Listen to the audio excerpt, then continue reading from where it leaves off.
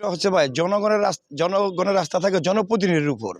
তা তারা যদি নির্বাচনে আসার আগে, নির্বাচনে সংসদ প্রার্থী না হওয়ার আগেই যদি তারা দুর্নীতির আশ্রয় নেয়, তাহলে তারা নির্বাচন হওয়ার পরে কি করবে? জাতির কাছে প্রশ্ন। আর নাম্বার 2, দেখেন তারা এই যে আয়কর, সরকারি যে আয়কর, এই আয়কর তারা মিথ্যা গোপন রেখে, এই যে নাদিরা মিঠু এই গোপন রেখে সে নমিনেশন করেছেন।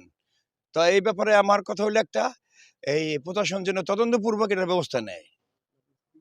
আর লাবলু সিদ্দিকীর বিষয়টা হচ্ছে, তিনি 18 সালে তার আয়করে দেখাইছে গিয়া এই লক্ষ টাকা, 37 লক্ষ টাকার মতন প্রায়।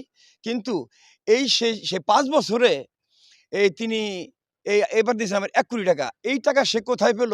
তার আয়ের উৎস কি আমি জানতে চাই এবং দেশবাসী জানতে চায়। আমি অভিযোগ চাচ্ছি যে গত 5 তারিখে এই বৈষম্য বিরোধী আন্দোলন করেছিল বৈষম্যের কারণে।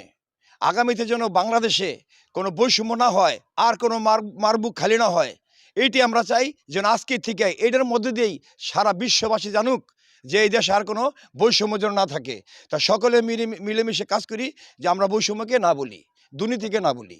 তো নতুন এবং ফিরে আসা গ্রাহকদের জন্য নগদে চলছে ক্যাশব্যাক সহ প্রতিদিন হাজারো উপহার জেতার সুযোগ। হবে আশা আর ফেরা, সারপ্রাইজ সেরা।